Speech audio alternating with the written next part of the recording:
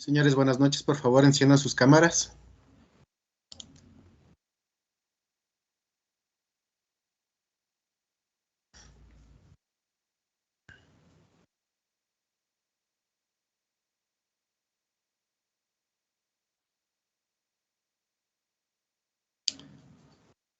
Bueno, muchas gracias. Bien, buenas noches. Después de un largo feriado, nos volvemos a ver. Vamos a continuar, por favor, con los temas que habíamos estado viendo. ¿De acuerdo? Si me confirman, por favor, la recepción de audio. Sí, se le escucha claro, doctor. Buenas noches. Muy bien, muchas gracias. A ver, me van a hacer un favor. A ver, Rosa María, por favor, ayúdeme usted activando la grabación de la clase. ¿Sí?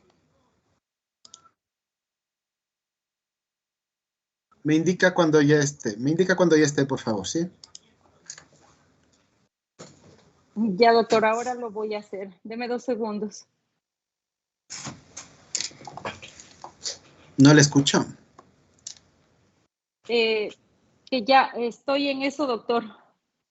Ya se puso a grabar la clase. Muy bien. A ver, para empezar, por favor, el día de hoy, ¿quién me ayuda indicándome qué fue lo que vimos la última clase?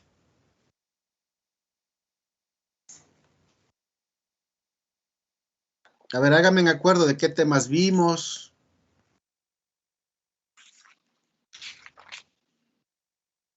Un voluntario, voluntaria. Ellos poniendo. A ver, hablamos del jus puniendi, escuché por ahí. Sí. Ya, muy bien. ¿De qué más hablamos? Del derecho penal penal. también, doctor. Contrato Ya, muy social. bien. Del contrato social, del derecho penal. Hablamos de la ley, de la legalidad, ¿no es cierto? Y de la justicia, ¿no es cierto? Muy bien.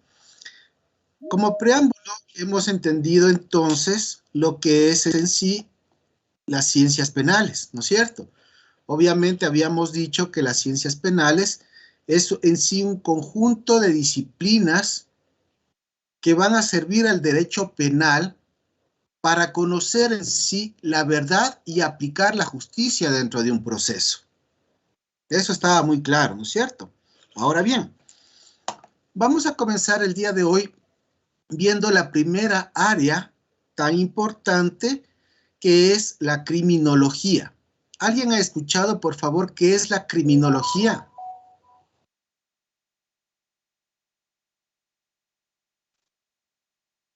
A ver, Flores Centeno. Sí, doctor, buenas noches.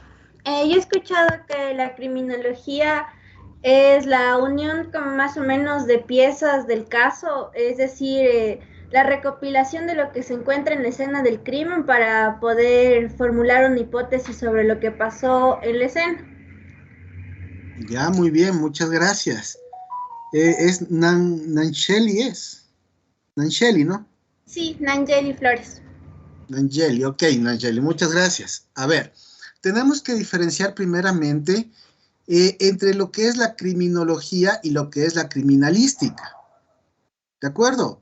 Nayeli nos acaba de decir el concepto en sí, no el concepto, sino a qué va dirigido lo que es la criminalística. ¿De acuerdo? Recuerden que criminalística va a ser aquella ciencia que estudia todos aquellos indicios, huellas, marcas que se encuentran en la escena del crimen. Eso es en sí criminalística. ¿Estamos de acuerdo? Mientras que la criminología nos va a ayudar a comprender, nos va a ayudar a crear fundamentos, nos va a ayudar a crear hipótesis conforme a la siguiente pregunta. ¿Por qué el delincuente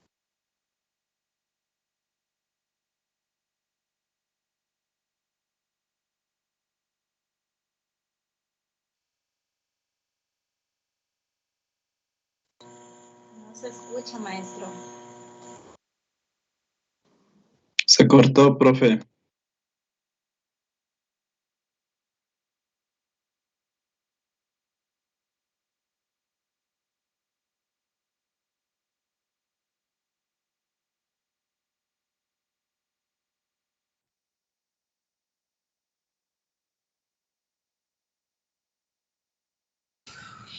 Hola.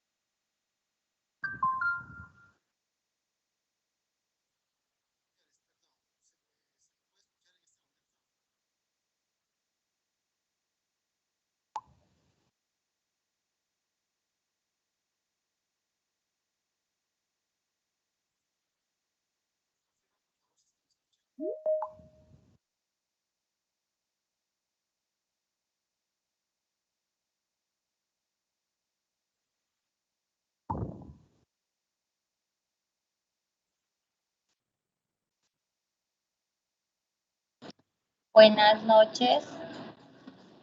Hola. Parece que se le fue el internet al profe. Salió.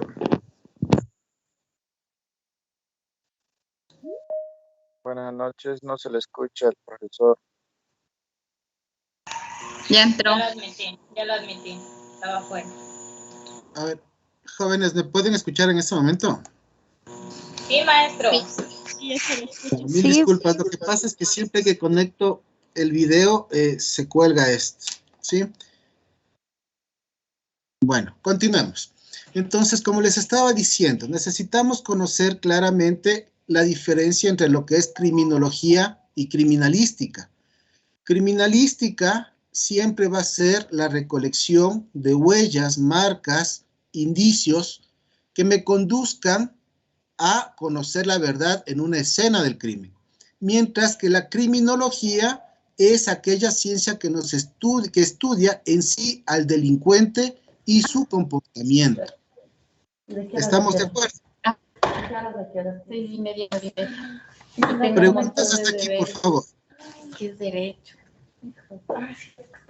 Sí, por favor, doctor. Sí, a ver, le escucho. Buenas noches, mi nombre es Cristian Calle. Háganos un favor, nos iba a decir que la criminología nos ayuda a crear una hipótesis en base a una pregunta y no le escuchamos la pregunta, disculpe. Ya, la pregunta es, ¿por qué el delincuente cometió el acto delictivo?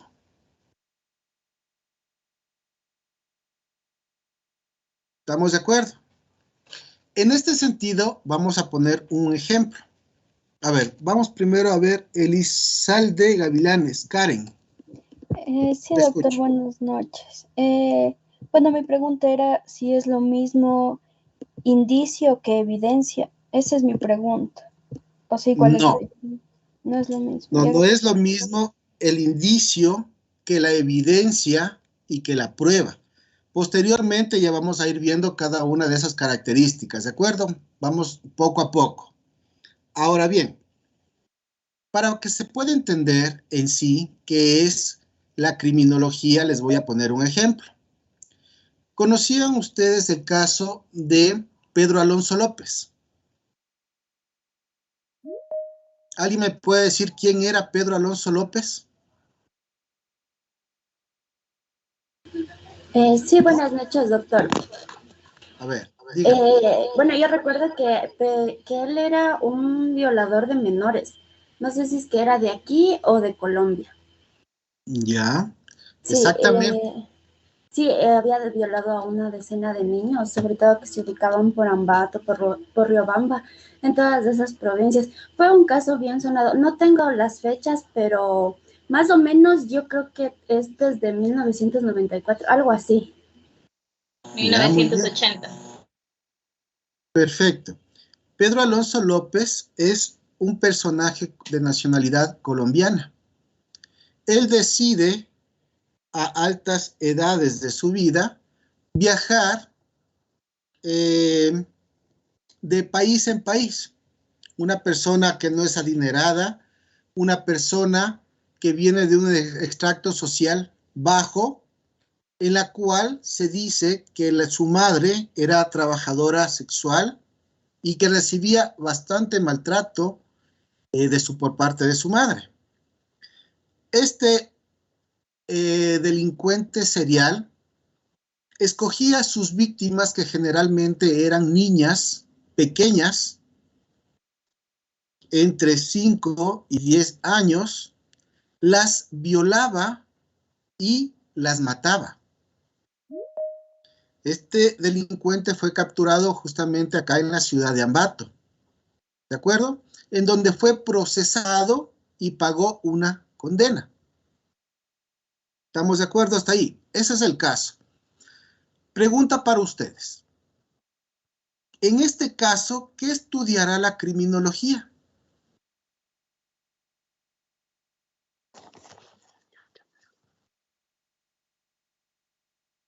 Buenas noches, Nancy Zarzosa le saluda. ¿La criminología estudia el comportamiento del delincuente?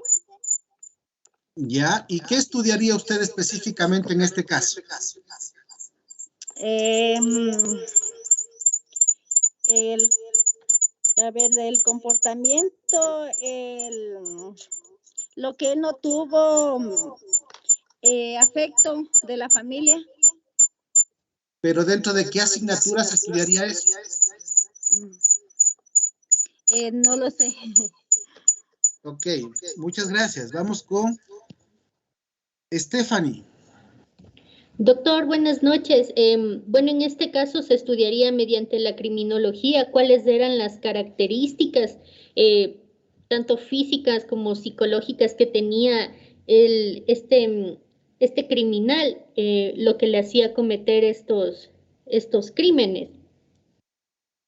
Ya, muy bien, Estefanía. Efectivamente, aquí Estefanía nos acaba de dar dos insumos de ciencias que son parte de la criminología. En este caso sería la psicología, ¿no es cierto? Y la otra nos decía Stephanie, el aspecto físico del delincuente, es decir, cómo es su estructura. Esto es lo que nosotros le llamamos la morfología o la antropología forense. ¿De acuerdo? ¿Creen ustedes que podríamos estudiar otro aspecto en sí del delincuente? La psicología, ¿qué es lo que va a estudiar? A ver, Jorge.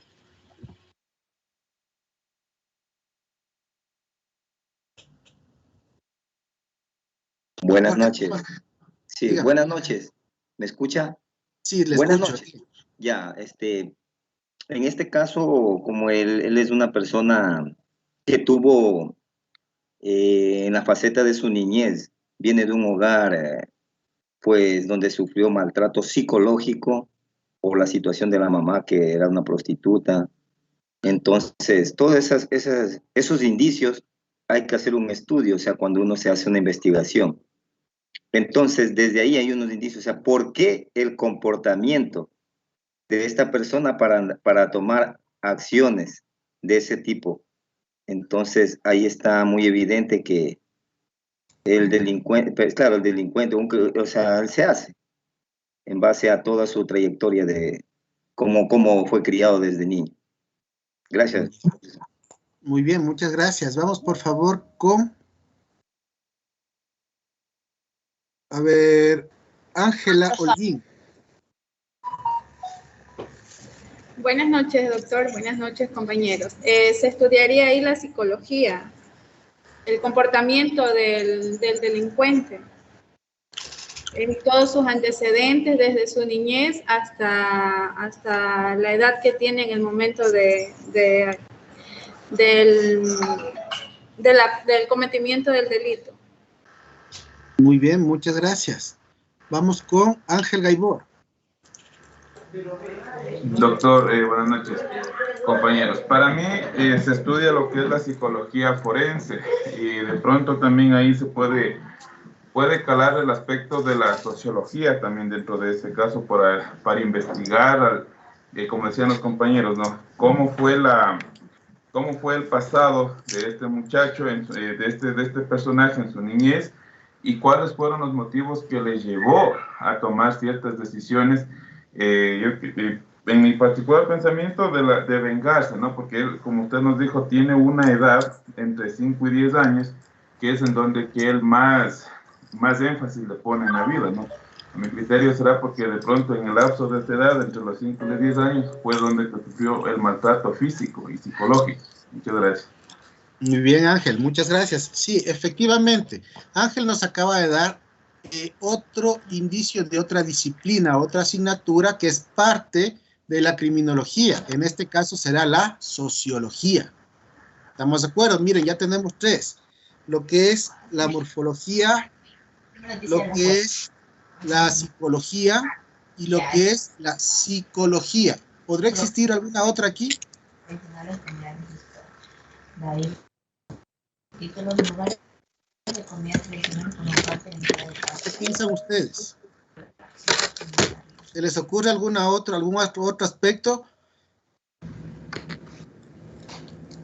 A ver, Elizabeth Espinel. Buenas noches, licenciado. Tal vez dentro de la psicología también lo que es la perfilación criminal.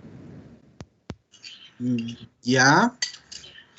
Bueno, la perfilación criminal es una teoría que le podríamos encuadrar dentro de la morfología mismo, ¿sí? ¿Qué les parece si hablaríamos sobre la psiquiatría? ¿Será lo mismo la psicología que la psiquiatría? No. No, ¿no es cierto? Entonces, des en cuenta. Vamos a estudiar en Pedro Alonso López, primer punto, la parte sociológica. ¿Cómo era su entorno familiar? ¿Cómo era la relación que este joven tuvo con su familia, con sus hermanos, con sus hermanas? ¿En qué lugar vivía y cómo es la comunidad donde él vivía y se relacionaba?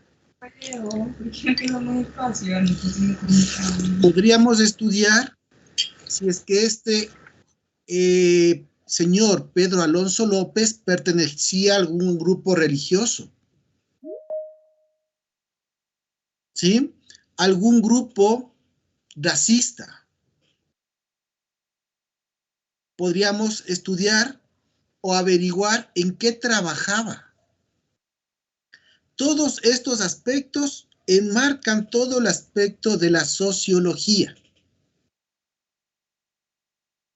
¿Estamos de acuerdo?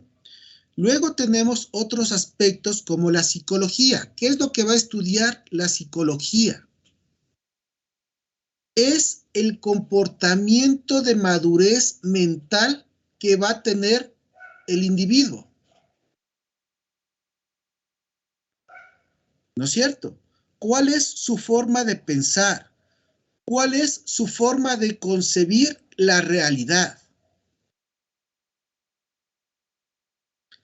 ¿Cuáles son aquellos traumas o enfermedades psicológicas que puede tener? Por ejemplo, se me ocurre la depresión. ¿No es cierto? Luego viene la otra ciencia en la cual nos vamos a preguntar si entra dentro de la psiquiatría. Es decir, este joven, el señor Pedro Alonso López, ¿tiene algún problema neurológico? ¿Algún daño en su cerebro?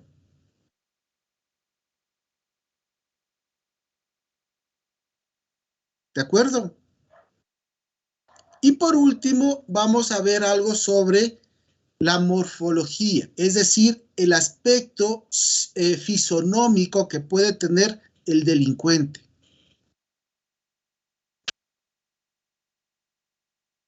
Aquí entraría la genética y obviamente entraría la medicina.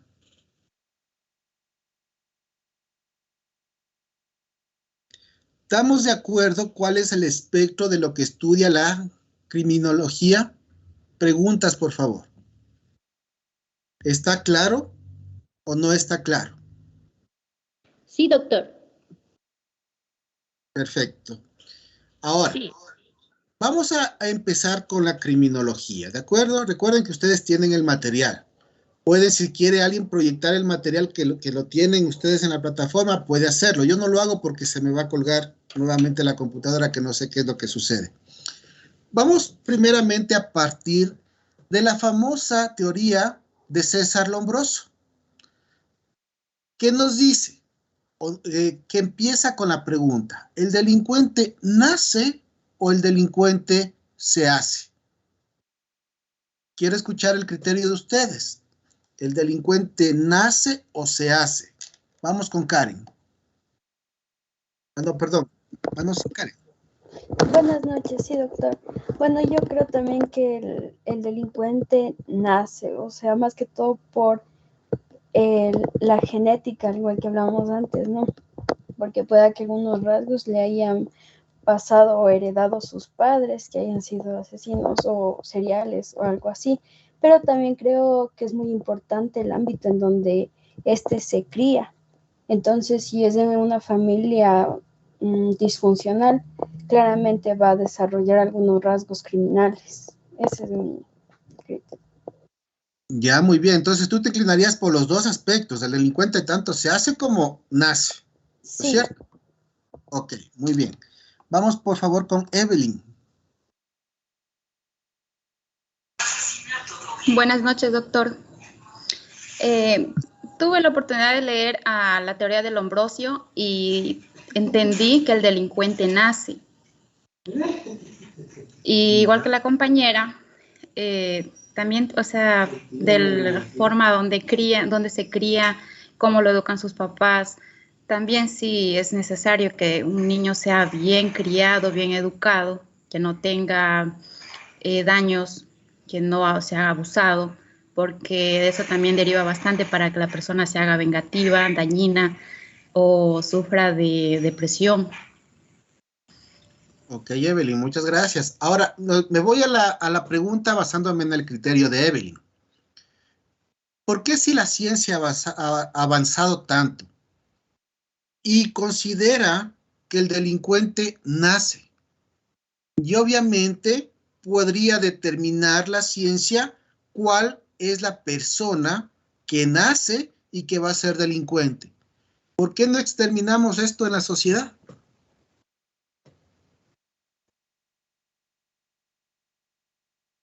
¿Qué les parecería a ustedes ese criterio?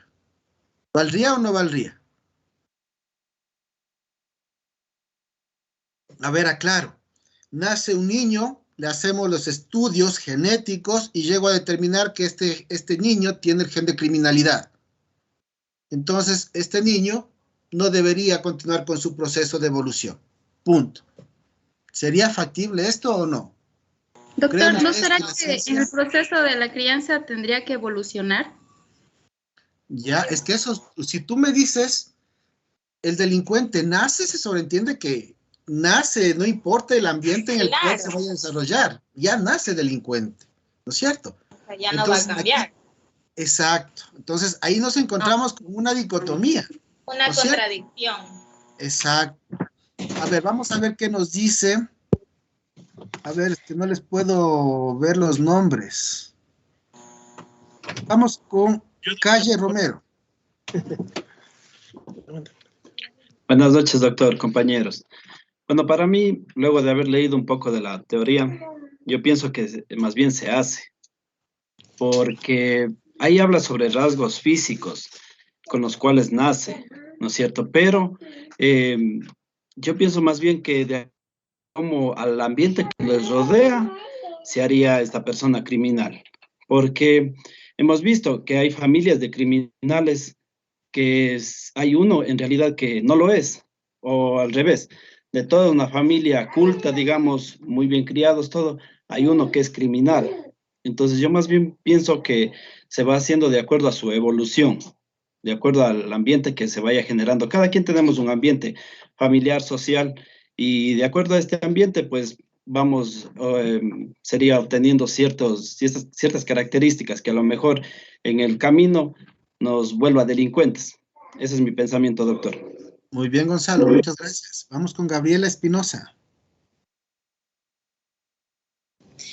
Muy buen doctor, buenas noches, compañeros. Bueno, en verdad, de acuerdo a mi criterio personal, y de acuerdo también a la teoría del Ambrosio, ¿no? Hay rasgos físicos que vienen con la persona, ¿no? Como por ejemplo la frente, el mentón, entonces y todo ello, pero eso no es un factor determinante como para que una persona sea un ente delictivo, sino más bien la sociedad en la que tenemos, cómo se va criando, las circunstancias que ha tenido esta persona en su infancia, es decir, el delincuente se hace, porque muchos podemos enfocar, digamos, sectores de Guayaquil sin discriminar, obviamente, a la ciudad, ¿no? Entonces, en los que hay componentes, digamos, de una familia disfuncional, donde hay violencia intrafamiliar, donde hay algún tipo de adicción, donde hay alguna cuestión social que lo obliga al joven o al niño a ver esos patrones y adoptar ese tipo de delincuencia. Muchas veces también una persona adicta puede no dedicarse a la delincuencia, pero encerrarse en sí misma, pero ya con la fuerza del vicio, cometer estos actos. Entonces, el delincuente se hace, doctor. Gracias. Muy bien, muchas gracias, Gabriela. ¿Quién más, por favor? Bajaron la mano. Yo, maestro. A ver, dígame. A ver, en mi criterio, yo me inclino a que el delincuente se hace. ¿Por qué? Vamos a poner un ejemplo muy corto. Nosotros tenemos nuestros hijos. Si nuestros hijos llegan de la escuela con dinero, que ha sido dinero que nosotros no le hemos dado, y si nosotros como padres no actuamos, ¿de dónde conseguiste ese dinero? A ver, lo tomaste de algún lado, lo vas a entregar. Si tienes que pedir una disculpa, la haces. Ya, pero si nosotros dejamos que el niño, sí, consiguió dinero, pasamos por alto, estamos criando un delincuente. Entonces, eso depende mucho de los valores que nosotros inculquemos como padres en nuestras casas. O sea, yo a ámbito muy personal pienso que es así y estoy casi 100% segura de que tiene que ser así. Eso es todo. Ya, muy bien. Entonces, ¿usted le acredita al factor educación, ¿no es cierto? Perfecto. Es un complemento, ajá. Muy bien, vamos con Fausto Cortés. Bueno, buenas noches, doctor, ¿no? Escuchando, ¿sí me escuchan? Sí, sí le escucho, continúe. Sí, escuchando un poquito de la relatividad de lo que está pasando. También pude observar mucho de la teoría del Ambrosio. Son teorías, no son del siglo de ahora, ¿no? Yo siempre digo que para este tipo de cosas, el delincuente son generados por impactos, teniendo en cuenta que psicológicamente como seres humanos, el 99.9% somos altamente emocionales. Si nosotros comenzamos a generar impacto desde muy pequeños, ya desde el vientre, desde los 7 meses en el vientre hasta los 8 años de edad, donde nosotros estructuramos el 80% de nuestra personalidad, si es que en ese tiempo no estructuraron una personalidad, por excelencia nosotros los seres humanos en sí, somos agresivos en sí. ¿Sí? Somos agresivos por excelencia, violentos por excelencia. ¿Sí? Como quiera, las personas nunca terminamos de conocernos. No es el perfil, el factor predisponente, sí, un 1% tiene que ver mucho cuando habla del mentón, habla de la morfología, sí, pero más tiene que ver con el factor que lo rodea en el ambiente, de dónde viene, de qué tipo de hogar viene, cuáles son sus padres, qué pasa con su madre, cuáles son sus abuelos, el factor predisponente atrás. Pero ¿qué es lo que pasa en la mayoría de los criminales? ¿Sí? Se crean, no nacen. Se crean porque en un segundo muchas personas pueden desatar ira con otras personas y sin saber que lo podían hacer. Hay muchas personas detenidas que todavía no saben por qué lo hicieron, pero siguen ahí. Y son criminales, son asesinos y están pagando años de cárcel. Cuando se trabaja dentro de las cárceles uno se da cuenta que no nacen, se hacen. Pienso yo, ¿no? Muy bien. Gracias, Fausto. Tú dices que el delincuente se hace en base a la sociedad e inclusive y argumentaste ciertos factores de temperamento y carácter. Sí. ¿Será lo mismo el carácter que el temperamento? ¿Con qué nacemos la persona? ¿Con carácter o con temperamento? ¿Qué forma la sociedad para nosotros? ¿El carácter o el temperamento o los dos? ¿O con qué nacemos? Vayan dándose cuenta de todos esos aspectos, que todos esos aspectos son muy importantes. Por ejemplo, vamos a ponerles un ejemplo. ¿Han escuchado ustedes de los perritos Pitbull? ¿Qué han escuchado? Son perros asesinos por naturaleza. Muchas personas legislaban con el objeto de que estos perros deben ser eliminados de la sociedad. Los animalistas, por otro lado, decían que todos los animalitos son inocentes y que va a depender de la crianza que el dueño les dé a esos animalitos. ¿Qué opinan ustedes?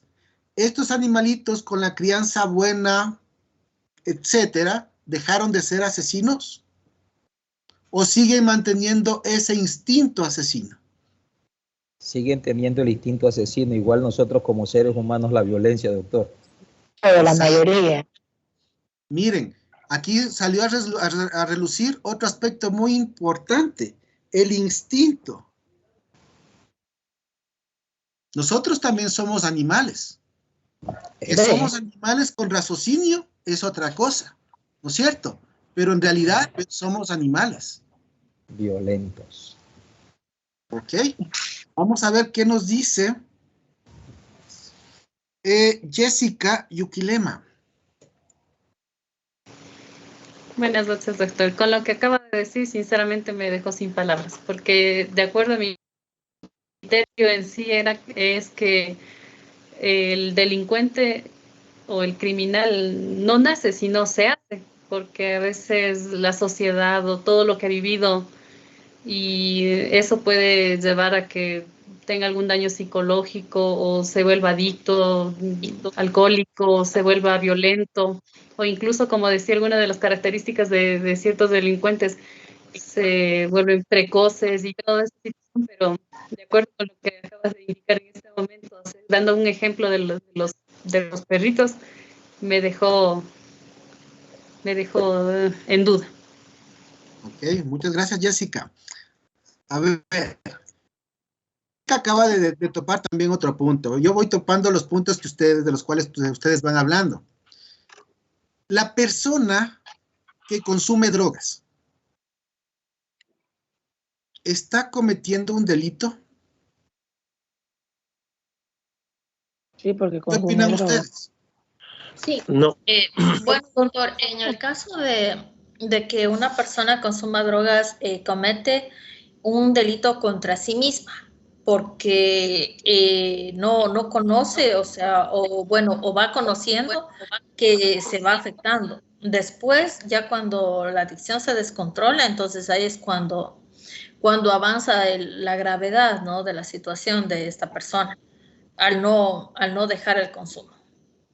Ya, muy bien. Miren, hay muchas personas, inclusive algunos países, en los cuales ya se ha permitido el consumo de drogas, porque ellos manifiestan que no se está atentando contra un bien jurídico protegido.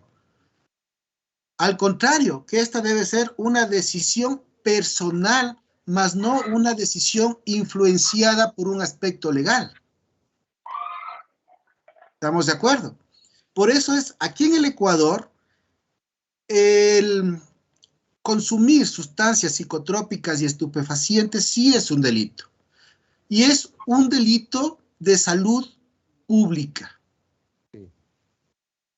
Se está atentando contra la salud de los habitantes. Y dentro de este paradigma, esto podría tener una connotación muy importante dentro de un foro, ¿no es cierto? Por un lado, la salud pública, y por otro lado, la libertad, el libre albedrío. ¿No es cierto? Voy abriendo la mente de ustedes, ¿de acuerdo? Vamos a ver qué nos dice Gisela Aguas. Gisela Aguas. Casi la mayoría de compañeros del paralelo 3. Buenas noches. Como que Fernando sí. A ver, apaguen el micrófono, por favor. Vamos, Gisela. Escucho. Buenas noches, doctor. Sí. Bueno, lo que usted dice y lo que leímos de la teoría del Lombroso, yo pienso que desde que el individuo nace tiene muchos aspectos, puede tener incluso patologías hereditarias, pero ¿qué determina si puede ser un delincuente o no?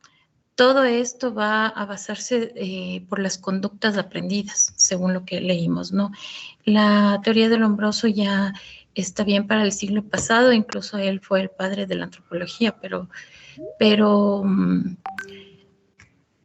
yo sí considero que todo parte de estas conductas aprendidas y eso no solo del entorno familiar, del entorno social, sino de otros factores externos, pues sé que algo le ha sucedido al individuo y es ahí donde se activan estas patologías con las que puede venir hereditarias, ¿no? Si bien puede venir, pero en el transcurso de su crecimiento puede determinar el nivel de delincuencia o puede evolucionar, como decían otros compañeros.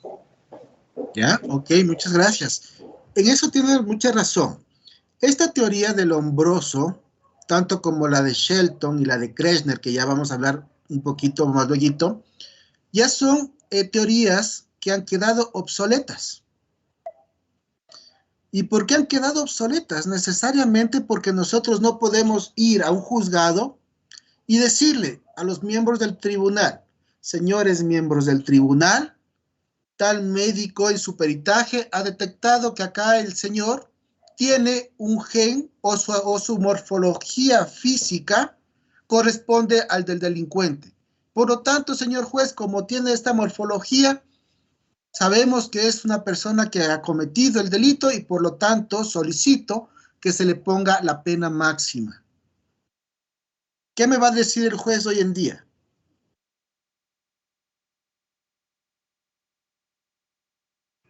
Perdón, doctor, lo que puedo decir es que te está discriminando, está estigmatizando. Perfecto. Me va a decir, señor abogado, usted está loco. No podemos sentenciar ni acreditar la responsabilidad a una persona por su fisonomía, por su diámetro craneal, por la salida de su mentón. ¿No es cierto? No podemos sancionar a una persona por su aspecto físico si es que es delgado, es gruesita o es gordito, o es musculoso. No podemos hacer eso. Eso se convertiría actualmente en un acto totalmente discriminatorio. ¿Estamos de acuerdo? A pesar de esto, estas teorías todavía siguen latentes.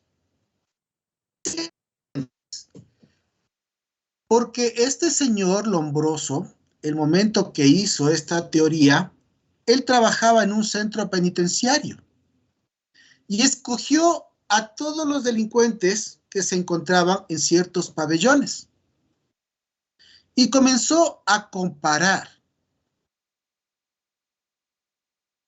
Obviamente por el tipo del delito que habían cometido y por su aspecto fisonómico o morfológico. ¿De acuerdo? Entonces, él llega a detectar estadísticamente que las personas que tienen tal característica, pues son las personas que están inclinadas a un cierto tipo de delito. ¿Estamos de acuerdo?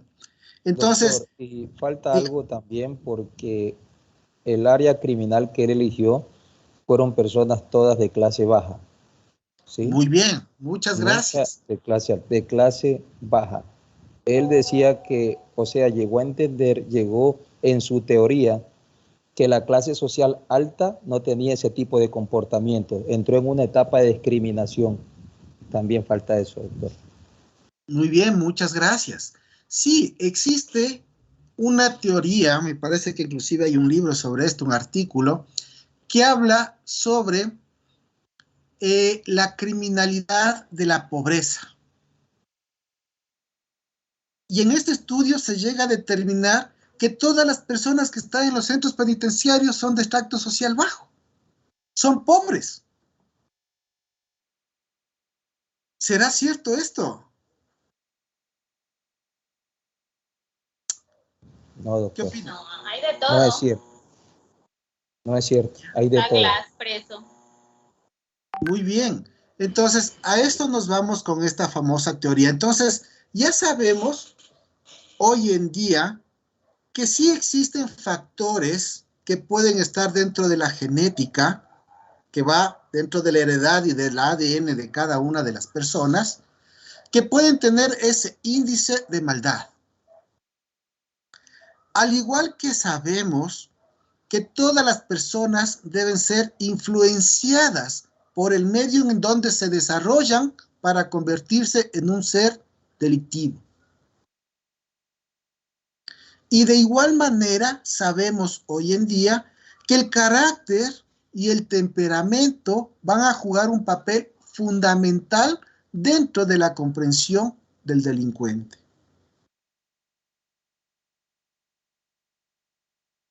¿Estamos de acuerdo?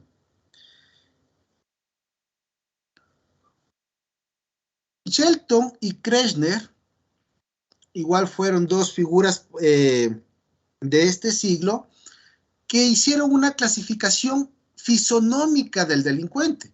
Y ellos llegaron a una clasificación de decir, bueno, existe el leptosomático, el pícnico y el atlético. ¿Sí? Según su contextura. Shelton fue un poco más allá y él decía, no, las personas que son atléticas son aquellas personas que se dedican a cometer delitos de violencia intrafamiliar. ¿Y por qué dijo él eso? Por su musculatura. ¿De acuerdo? Ahora bien, si bien es cierto, estos aspectos no van a tener mayor fundamento o de criterio para el juez, pero sí nos van a nosotros a inducir a hipótesis que puedan reducir una sentencia. ¿No es cierto? ¿Creen ustedes esto? Que al estudiar esto de la criminología nos podría ayudar a nosotros como abogados a reducir una pena? Claro. ¿Creen ustedes o no? Sí, doctor. Sí, ¿verdad? A ver, Gisela Aguas, ¿qué nos dice? Yo pienso que sí, porque esto se da a partir de varias recopilaciones o a través de varias ciencias. Por ejemplo, se puede reducir una pena si hay un informe psiquiátrico, psicológico, que determine que el individuo tiene alguna enfermedad mental, ¿no? O puede tener alguna patología también. Ya, muy bien. Vamos a poner les voy a poner un ejemplo y quiero que ustedes analicen el caso, ¿de acuerdo? Recuerden que hemos hablado de la morfología del Lombroso, de Shelton, de Kretschmer. Hemos hablado de la genética, en la cual hay una fórmula que está dentro del material que nos dice que el delito es igual a ambiente más temperamento. Esa fórmula, grábense, por favor. De igual manera, hablamos de la psicología, en la cual tenemos a uno de los famosos expositores como es Freud, ¿no es cierto?, que habla de muchos factores que tienen que ver necesariamente con la psicología. Tenemos inclusive la teoría del iceberg, que es muy interesante, que está dentro del material, que les sugiero que traten de analizarlas, ¿de acuerdo? El caso es el siguiente. Juan Pérez ingresa a su domicilio un día X, que tenía que estar en el trabajo. Lamentablemente, por cuestiones externas, no se abrió la fábrica y él tuvo que regresar a su casa. Resulta que al momento de regresar a su casa, tipo 9:30 de la mañana, encuentra a su mujer con un hombre en su cama. Juan Pérez, en ese momento, saca un revólver que tenía guardado y le dispara a los dos en su cama. Primer punto. ¿Quién es el delincuente aquí? Juan Pérez. Juan Pérez, ¿por qué?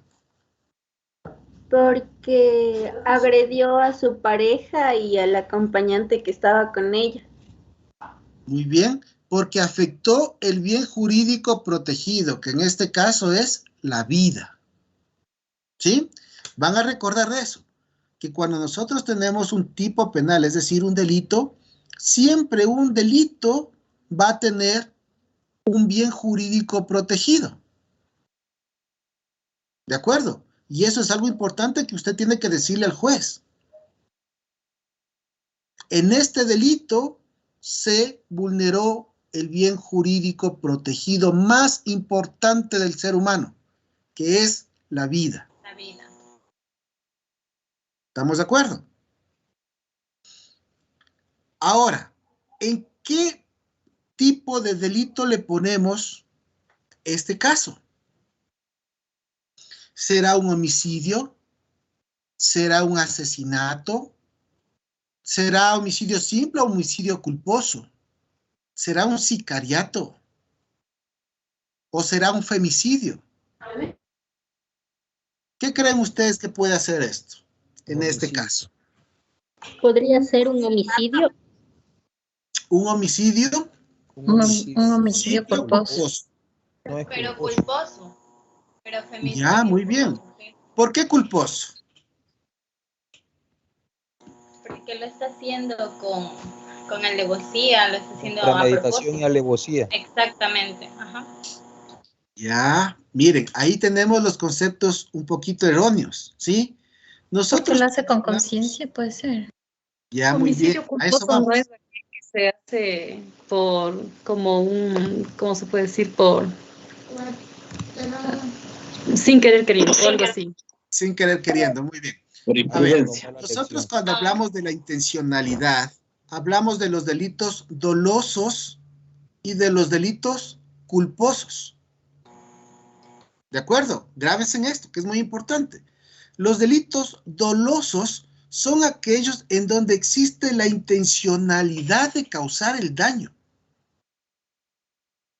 existe la voluntad y existe la conciencia premeditada y planificada para afectar ese bien jurídico protegido. Mientras que en los delitos culposos no existe esa intencionalidad, no existe esa planificación.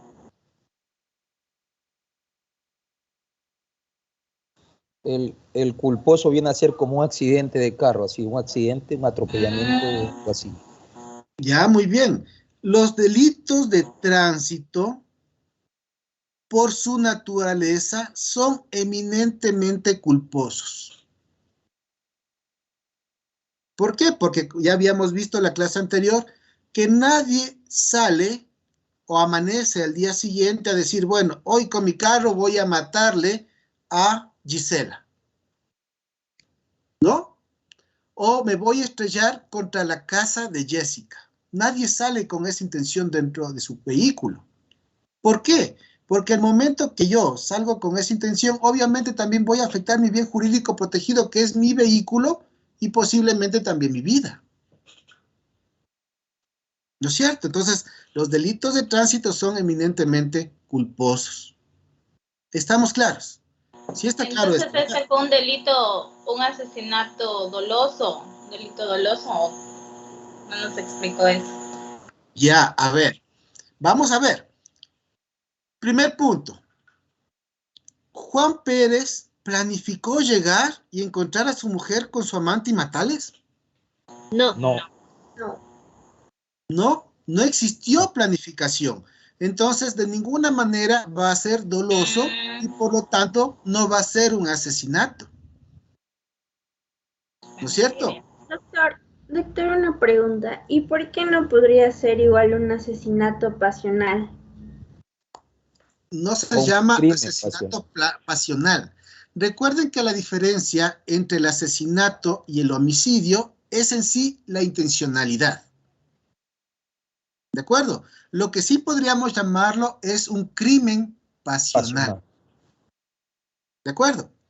Ahora, dentro del tipo penal o dentro del Código Orgánico Integral Penal, que es el código que nosotros estudiamos en Derecho Penal, es nuestra principal herramienta, pues obviamente nos vamos a encontrar que no existen los crímenes pasionales, tipificados como tal.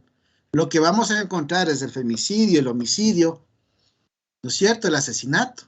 Y nosotros, dependiendo de lo que nos diga cada una de estas tipologías, vamos a acoplar, a subsumir el hecho con lo que dice el código. ¿Estamos de acuerdo? En este caso, podría ser necesariamente un homicidio simple. Ni siquiera un homicidio culposo. A ver, vamos a ver si es que saben analizar bien. ¿Por qué no podrá ser un homicidio culposo? Porque no estaba planeado. Porque, o sea, fue algo que fue una reacción por instinto del señor Juan, ¿no? Entonces, al encontrar a su esposa con otra persona, quienes en primer caso serían los que fallaron, o digamos los delincuentes, son quienes motivan el cometimiento del delito. Juan es al final el delincuente quien comete el acto de matar a la otra persona, porque él se ve motivado por lo que están la pareja junta. Entonces, esa es la razón del delito, podría decirse. Entonces, si no es con dolo, entonces, porque no está planificado, no es culposo tampoco, porque el señor no va con la intención de encontrar a su esposa en esa situación. Entonces podría ser un homicidio simple, pero hay que ver los agravantes que existan. Ya, bueno, más o menos, por ahí vamos. Se sobreentiende que no es un homicidio culposo porque existe en sí la intencionalidad en el homicidio. Sí, existe la intención. Es decir, el momento que Juan Pérez cogió su revólver ¿qué intención tenía? De matarle. Matar, hacerles daño. ¿No es cierto? Matarle. Obviamente tuvo la intención por un de acto matar. natural. Exacto. Es decir, en este caso existió intencionalidad. No es un delito doloso porque no existió planificación. Juan nunca supo ni se imaginó que le iba a encontrar a su esposa en la cama con otro hombre. Entonces no puede ser un asesinato. Profe, pero en el caso de la mujer, pues sería un femicidio, porque pues, es la esposa y es por el hecho de ser mujer, pero ya ahí por el hombre vuelta. Ya, no muy podría, bien. no podría ser femicidio, o sea, porque lo que está pasando ahí no es un delito, o sea, es un acto natural que él no pudo manejar sus emociones. Es ahí donde regresamos otra vez al comienzo. El criminal o el asesino nace o se hace, se hizo en 2 segundos, no pudo manejar sus emociones, los mató. Ya, muy bien. No es un femicidio porque al ser un femicidio debería encontrarse la mujer en una situación de violencia producida por su pareja, que fue asesinada así violentamente por el disparo que el señor dio, pero no, o sea, no estaba ella siendo golpeada o maltratada para provocar, para que sea causa de femicidio. Muy bien. El tipo penal de femicidio dice: aquella persona que mate a una mujer por serlo. En este caso, Juan Pérez se fijó o pensó, ella es una mujer. No, no existe esta condicionante. No le mató por ser mujer. Le mató por una traición. Y esta traición puede ser acreditada dentro de la criminología como una pérdida temporal de memoria.